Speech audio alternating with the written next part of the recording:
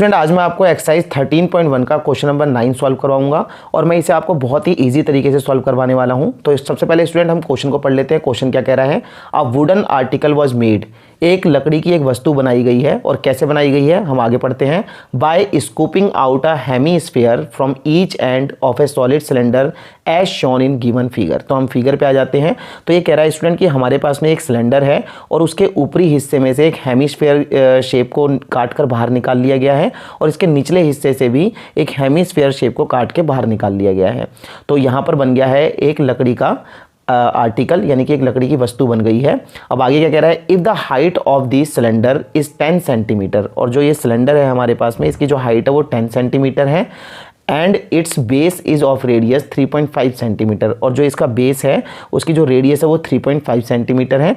तो इसके बेस की जो रेडियस होगी वो इसके टॉप की जो टॉप पार्ट है उसकी रेडियस भी सेम ही होगी 3.5 सेंटीमीटर। अब आगे क्या कह रहा है student, find the total surface area of the article. तो ये जो हमारे पास में आर्टिकल बना है इसका टोटल सरफेस एरिया हमें यहाँ पर फाइंड आउट करना है। तो स्टूडेंट आप बहुत ध्यान से देखना कि इसका टोटल सरफेस एरिया हमें निकालना कैसे होगा। तो मैं यहाँ पर आपको एक एग्जांपल देता हूं कि अगर मान लो कि ये जो आर्टिकल हमारे पास में है इस पर अगर मैं वाइट वॉश करता हूं तो इसके कौन कौन से एरिया पे मुझे वाइट वॉश करना होगा, वही होगा इस वाले आर्टिकल का टोटल सरफेस एरिया। तो देखो स्टूडेंट, यहां पर हमारे पास में जो ये वाला हिस्सा है ये सिलेंड्रिकल पार्ट है। तो मुझे इस सिलेंड्रिकल पार्ट के जो आउटर एरिया है इस पर मुझे वाइट वॉश करना होगा। और यहाँ पर जो ये कटकर जो है बाहर निकल गया है हेमीस्फीयर, मुझे इस वाले एरिया पर भी वाइट वॉश करना होगा। और इसका जो टॉप है वो तो ऊपर से ओपन है, तो उस पर तो मुझे वाइट वॉश करना नहीं होगा क्योंकि वो तो ओपन है।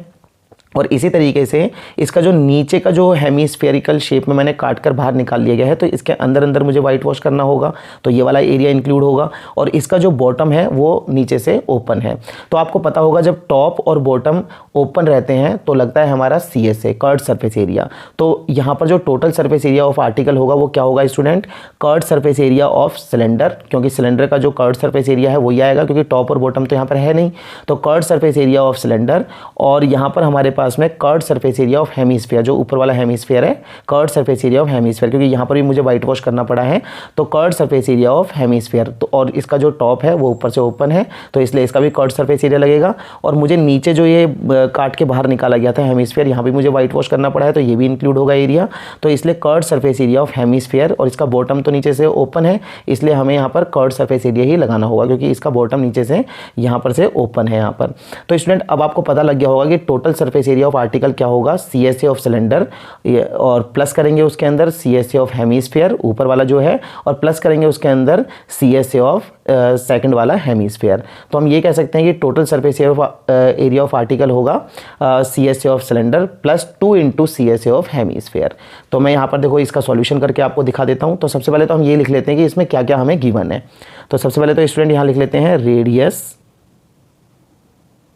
रेडियस ऑफ, और दोनों की रेडियस सेम ही होगी, जो हमारा हेमीस्फीयर है दोनों हेमीस्फीयर की रेडियस सेम होगी और यहाँ पे सिलेंडर की रेडियस भी सेम होगी क्योंकि सब जो है यहाँ पे देखो ये वाला जो हेमीस्फीयर है वो भी हमारा जो सिलेंडर है उसके टॉप पे बना हुआ है, और जो ये वाला हेमीस्फीयर है वो सिलेंडर के बॉटम पे बना हुआ है, और सिलेंडर की जो रेडियस है वो 3.5 सेंटीमीटर है। तो इन सब की रेडियस सेम ही हो जाएगी। तो मैं यहाँ पर लिखता हूँ रेडियस ऑफ हेमीस्फीयर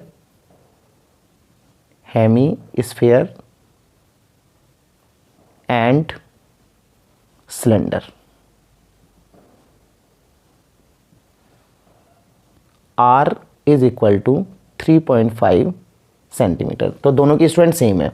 अब यहाँ पर हमारे पास में जो हाइट है वो भी लिख लेते हैं, हाइट ऑफ सिलेंडर जो कि है हमारे पास H is equal to 10 centimetre. तो अब स्टूडेंट हमें क्या करना होगा, हमें निकालना है total surface area of article. तो यहाँ हम लिख लेते हैं टोटल सरफेस एरिया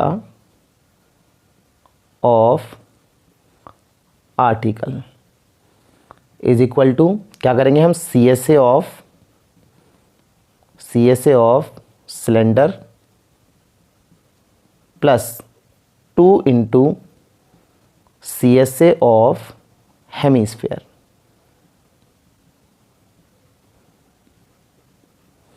अब यहाँ पर स्टूडेंट इसके फॉर्मूला लगा देते हैं। तो C S A of cylinder क्या होता है आपको पता होगा, 2πRh और plus 2 into C S A of hemisphere क्या होता है, 2πr²।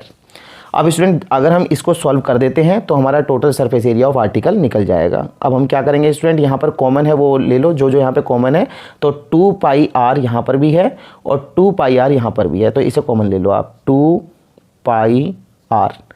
तो जब ये हम कॉमन ले लेते हैं तो यहाँ पर h बच गया और प्लस यहाँ से 2πr कॉमन आ चुका है, तो यहाँ पर एक 2 बच जाता है और एक r बच जाता है। अब इसे सॉल्व करना है स्टूडेंट हमें।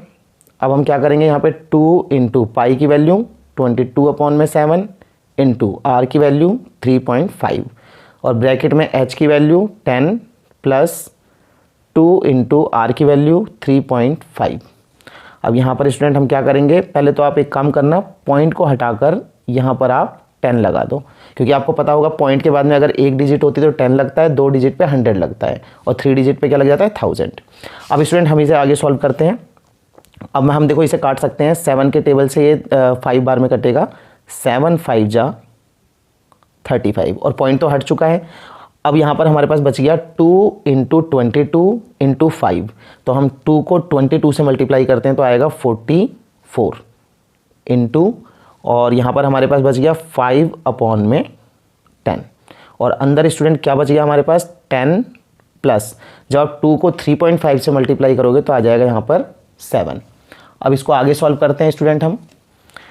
अब यहाँ पर हमारे पास में 5 के टेबल से 10 कट जाएगा, 5 1 जा 5, 5 2 जा 10 और यहाँ से 2 के टेबल से भी 44 कट जाएगा, 2 1 जा 2, 2 2 जा 4, 2 2 जा 4। तो अब ये सारा कट चुका है, बस यहाँ बचा है 22 और इनटू में ये हमारे पास आ गया 10 और प्लस में 7 है, तो यहाँ पे आ गया हमारे पास 17। तो स्टूडेंट अब हमें क्या करना होगा, 22 को हमें 17 से मल्टीप्लाई करना है। हम यहाँ पे मल्टीप्लाई कर लेते हैं रफ में। 22 को मुझे मल्टीप्लाई करना है 17 से, तो 7 2 जा 14 कैरी 1, 7 2 जा 14 और एक हो गया 15। 1 को 2 से करेंगे 2 ही आएगा, 1 को 2 से 2 आएगा। अब इसको हम ऐड कर देते हैं, 4 7 और 3, तो आ गया ये स्टूडेंट हमारा 374 सेंटीमीटर स्क्वायर और यही हमारा आंसर होगा। तो स्टूडेंट अगर आपको मेरी वीडियो अच्छी लगी हो तो वीडियो को लाइक, सब्सक्राइब और शेयर ज़रूर करना। Thank you.